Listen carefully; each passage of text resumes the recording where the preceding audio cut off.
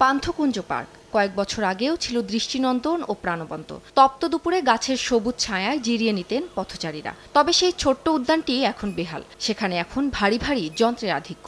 আশেপাশে চলছে খোঁড়াখুড়ি। উন্নয়নের নামে বছরের পর বছর বন্ধ রয়েছে কাউরান বাজারে ফুসফুস খ্যাত এই পার্ক।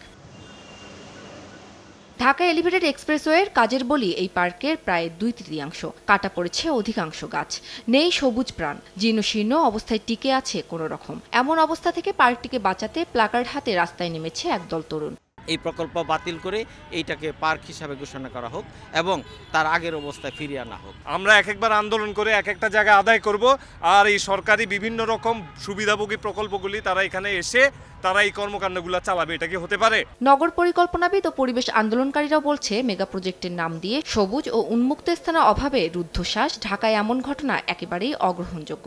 এই ধরনের ব্যক্তিগত গাড়ি কেন্দ্রিক প্রকল্প তো আধুনিক নগর পরিকল্পনার সাথে বেমানান। অথচ শুধুমাত্র এক্সপ্রেসওয়ে প্রকল্পকে ভায়াবল করার জন্য এই নতুন সংযোগ সড়কের চিন্তা, যেটা আমাদের হাতিঝিল এক্সপ্রেসওয়ে এবং আমাদের এই যে বর্তমান পান্থকুঞ্জ পার্ককে ধ্বংস করেছে। ঢাকা মহানগর শহর বাংলাদেশের সকল শহরে 15 ভাগ সবুজ এলাকা এবং 10 ভাগ থেকে 12 ভাগ হচ্ছে আপনার জলাভূমি রাখতে হবে। তো যেখানে সরকার 30 সাল নাগাদ ওই 15 ভাগ এবং 10-12 ভাগে ফিরে যেতে চায়, সেই জায়গায় যদি এগুলো ধ্বংসের কর্মকাণ্ড চলে, তাহলে কিভাবে আমরা সেই টার্গেটগুলো অর্জন করতে পারবো?